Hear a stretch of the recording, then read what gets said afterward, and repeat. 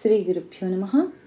ఈరోజు మనం శ్రీ లలితా సహస్రనామ స్తోత్రంలోని 14వ శ్లోకం నేర్చుకోబోతున్నాం.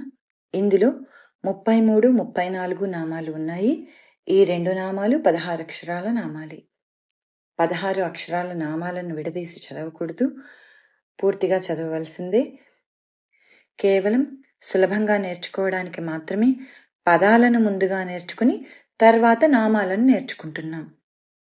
కామేశ్వర కామేశ్వర కామేశ్వర కామేశ్వర ప్రేమరత్న ప్రేమరత్న ప్రేమరత్న ప్రేమరత్న మణి మణి మణి మణి ప్రతిపణస్తని ప్రతిపణస్తని ప్రతిపణస్తని ప్రతిపణస్తని ప్రతిపణస్తని ప్రతిపణస్తని నాభ్యాలవాల నాభ్యాలవాల నాభ్యాలవాల నాభ్యాలవాల నాభ్యాలవాల నాభ్యాలవాల రోమాళి రోమాళి రోమాళి రోమాళి లతాఫల లతాఫల లతాఫల లతాఫల కుచద్వయీ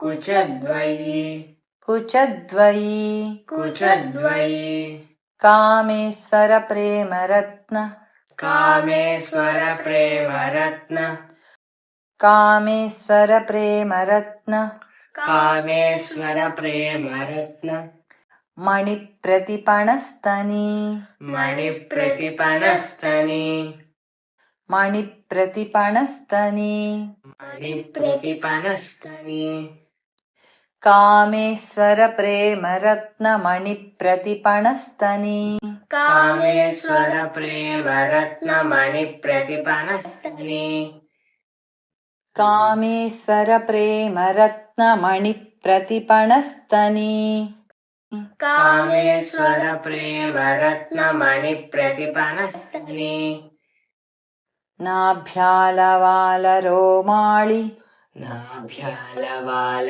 రోమాళి నాభ్యాలవాల రోమాళి నాభ్యాలవాల రోమాళి లతాఫలకుచద్వయీ లతాఫలకుచద్వయీ లతాఫలకుచద్వయీ లతాఫలకుచద్వయీ నాభ్యాలవాల రోమాళి లతాఫలకుచద్వయీ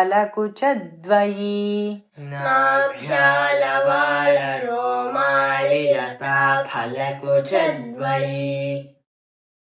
నాభ్యాలవాల రోమాళి లతాఫలకుచద్వయీ నాభ్యాలవాల రోమాళి లతాఫలకుచద్వయీ కామేశ్వర ప్రేమరత్న మణి ప్రతిపణస్తని నాభ్యాలవాల రోమాళి లతాఫలకుచద్వయీ కామేశ్వర ప్రేమరత్న మణి ప్రతిపణస్తని నాభ్యాలవాల రోమాళి లతాఫలకుచద్వయీ కామేశ్వర ప్రేమరత్న మణి ప్రతిపణస్తని నాభ్యాలవాల రోమాళి లతాఫలకుచద్వయీ. ఈ నామాలకు అర్థాన్ని తెలుసుకుందాం. కామేశ్వర ప్రేమరత్న మణి ప్రతిపణస్తని అనగా కామేశ్వరుని యొక్క ప్రేమ అనే శ్రేష్టమైన రత్నాన్ని పొందడం కోసం అందుకు బదులుగా తన స్తనరత్నాలను ఇచ్చినది అని అర్థం. నాభ్యాలవాల రోమాళి లతాఫలకుచద్వయీ అనగా నాభి అనే పాదులో నూగారు అనే తీగకు పళ్ళలాగా ఒప్పుచున్న స్తనద్వయం కలిగినది అని అర్థం. ఈ నామములు చదువుకునేటప్పుడు అమ్మవారిని తల్లిగా భావించి ఉపాసన చేయడం వలన ఉత్తమ ఫలితాలు లభిస్తాయి. అమ్మవారిని మగవారైనా ఆడవారైనా ఎవరైనా ఆమెలో స్త్రీతత్వాన్ని కాక మాతృతత్వాన్ని చూస్తూ భావిస్తూ ఈ శ్లోకాలు నేర్చుకోవలసింది, అర్థం చేసుకోవలసింది. అంతేకాని విపరీతమైన అర్థాలను కనుక తీసుకుంటే విపరీతమైన ఫలితాలే వస్తాయి. ఆవిడను తల్లిగా భావించి ఉపాసన చేస్తే బిడ్డలా దగ్గర తీసుకొని కామేశ్వరుని యొక్క ప్రేమతో మోక్షాన్ని కూడా ప్రసాదిస్తుంది మనకి ఈ తల్లి. లలితా సహస్రనామాన్ని పూర్తిగా అర్థం చేసుకోవాలంటే అత్యున్నత స్థాయి కలిగిన గురువుల వద్ద నేర్చుకొని దాని అర్థం తెలుసుకుంటే అప్పుడు మోక్షాన్ని కూడా చేరుకోవచ్చు.